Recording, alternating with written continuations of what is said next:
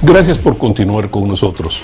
La situación de Europa ciertamente es complicada. Vemos que el tema de Grecia y el posible ejemplo hacia otras partes hacia otros países en problemas pueden ser un factor de desestabilización en Europa. Sin embargo, lo inmediato es la relación Europa-Rusia, la que de alguna manera ocupa el centro del escenario, y en concreto ese enfrentamiento indirecto en Ucrania es quizás el punto más ebullente de la crisis.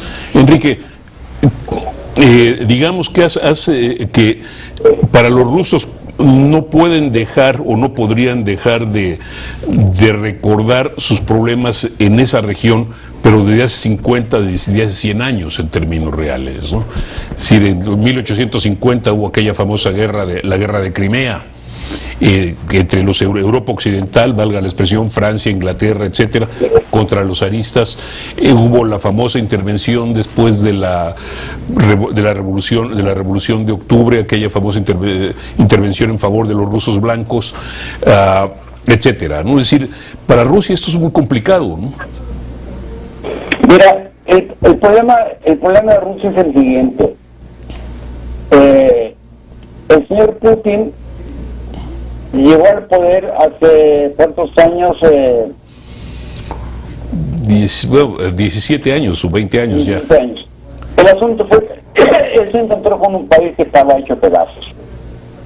Pero también se dio cuenta de que cuando empezó la revolución pacífica en Europa, es decir, cuando se vino abajo el muro de Berlín, y cuando se iniciaron las negociaciones para que Alemania recuperara su soberanía total y se hiciera posible la reunificación, Occidente, es decir, los países, las potencias aliadas, prometieron a Rusia muchas cosas, entre otras, de que la OTAN jamás se acercaría a las fronteras de Rusia. Ahora bien, si vemos el mapa en este momento, pues la OTAN está prácticamente en la frontera con Rusia. Eso es una cosa que a Putin, que cuando llegó al poder, pues se propuso devolverle el honor perdido a la madre patria, siente él como un deber pues histórico de decirle al resto del mundo de que Rusia es Rusia y que todavía sigue siendo una potencia a la cual hay que respetar. Y en este momento, pues, no olvidemos de que Ucrania pidió muchas veces su adhesión a la OTAN. Uno de los países que se opuso a esa decisión fue Alemania, porque Alemania sabía perfectamente bien lo que eso podía significar. Es decir, era un insulto al orgullo y a la independencia de Rusia.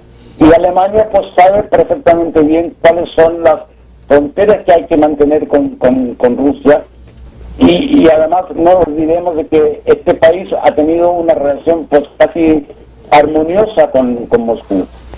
Ahora bien, Putin lo único que está haciendo es simplemente responder pues a las violaciones de las promesas que hizo Occidente hace 20 años atrás o 25 años atrás.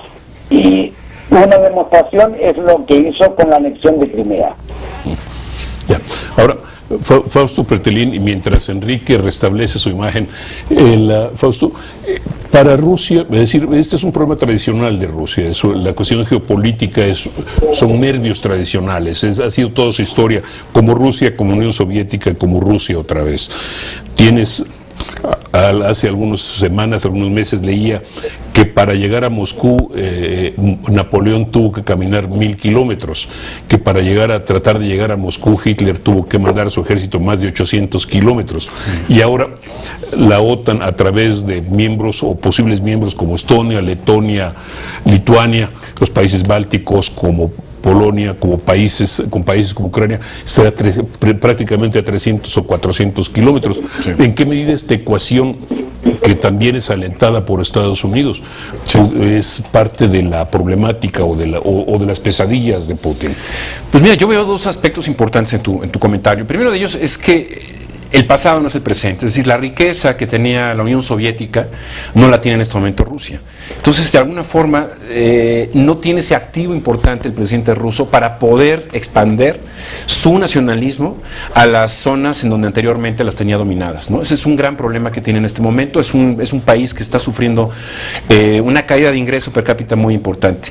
Y lo que tú comentas, pues es parte de esta globalización, ¿no? Es decir, el mundo da la sensación de que empequeñece el planeta Tierra, y como tal, estos recorridos de a pie que tú mencionabas, hoy, pues bueno, con esta hipertecnología de Estados Unidos, europea y demás, pues es un poco más compleja la ecuación, ¿no? Es decir, es muy fácil ya estar ahí sobrevolando los territorios soviéticos, la OTAN, ¿no? La OTAN, que hace 3 o 4 años, yo pensé que ya estaba más o menos semi-oculta, ¿no? Media muerta, pero no sé si era una grave equivocación mía. Sin embargo, desde el efecto de Crimea, ha tomado una fuerza otra vez que lastimosamente uno diría, bueno, ese ya pasó, ¿no? Es el siglo pasado, el siglo XX ya pasó, y no tenía que regresar al primer término la OTAN.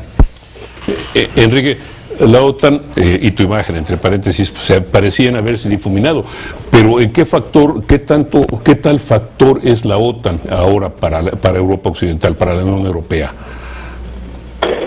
Hombre, es una pregunta complicada, porque la OTAN sigue siendo un factor importante, solo que hay un montón de problemas que todavía no terminan de resolverse. Por ejemplo,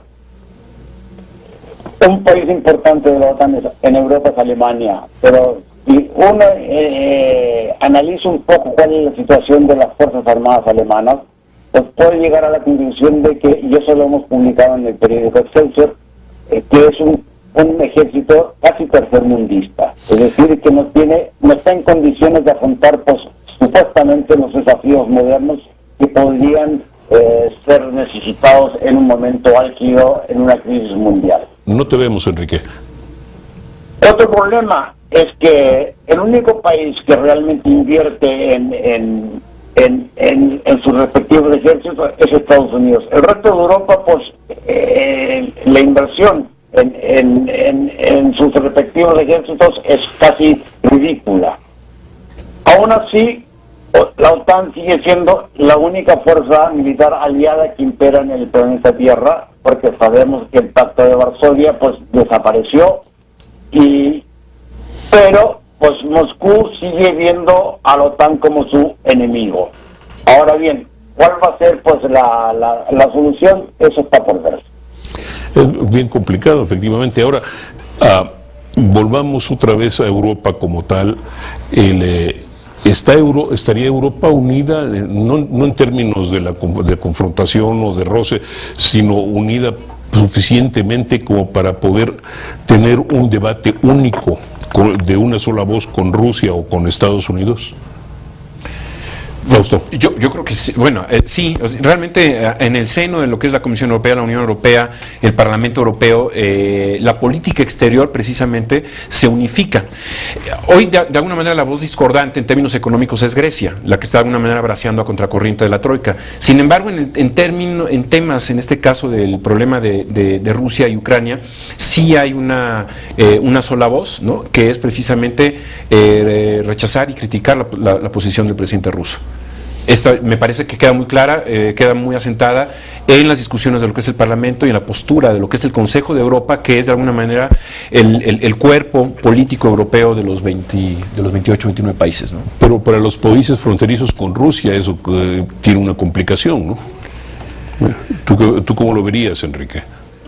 Y complicaciones bastante peligrosas, pero también hay que ver otro aspecto de toda esta tragedia política y militar, es que Rusia está intentando, pues, ¿cómo podría decirlo yo? Pues está intentando buscar un camino para influir en las decisiones de Bruselas. Por ejemplo, la crisis griega, pues, ha señalado de que está mostrando de que Grecia está buscando un acercamiento con Moscú y está buscando, pues, apoyo financiero. Hay otro país que tiene unas relaciones casi inmejorables con Moscú, que es Hungría. Y en este momento en Bruselas existe el temor, y también en Berlín, de que este acercamiento de Grecia y de Hungría a Moscú pueda tener un efecto catastrófico en el seno de Bruselas, porque si realmente Moscú logra acercar a Grecia y a Hungría a su dominio, pues podría Moscú tener la posibilidad de vetar todas las decisiones que se puedan tomar en Bruselas. Fausto, ¿tú cómo ves el factor económico favorece a Moscú en este caso?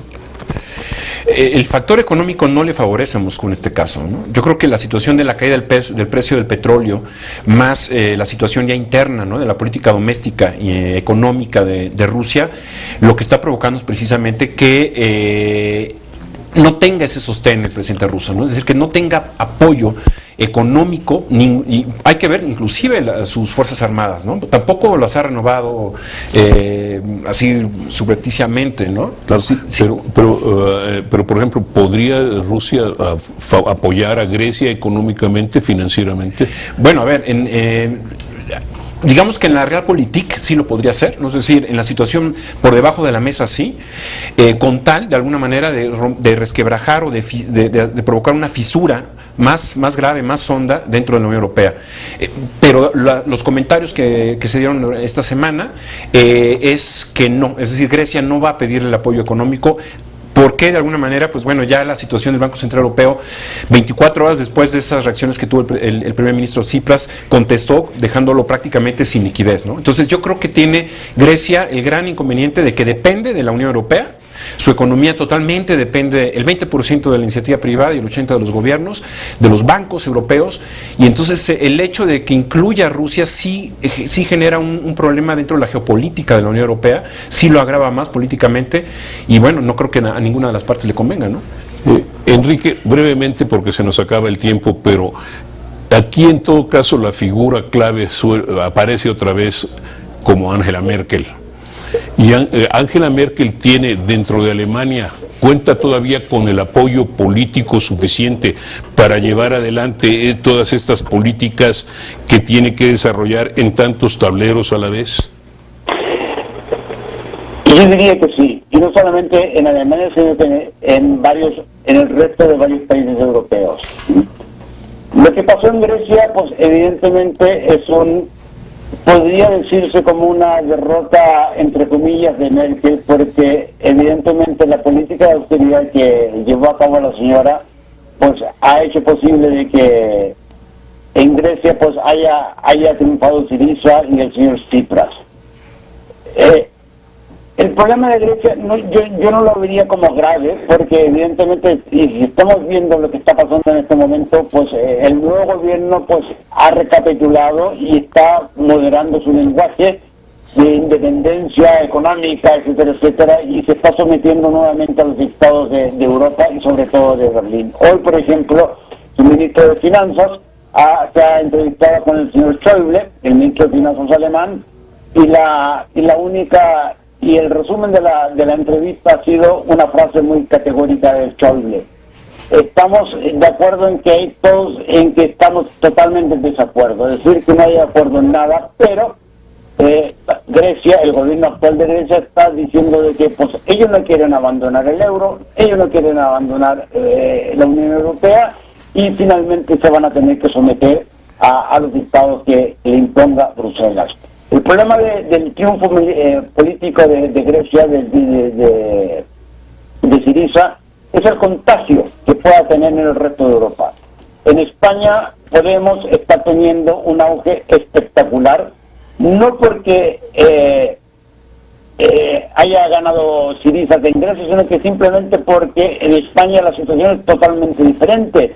En España, pues los dos grandes partidos tradicionales, pues están producción. Ya.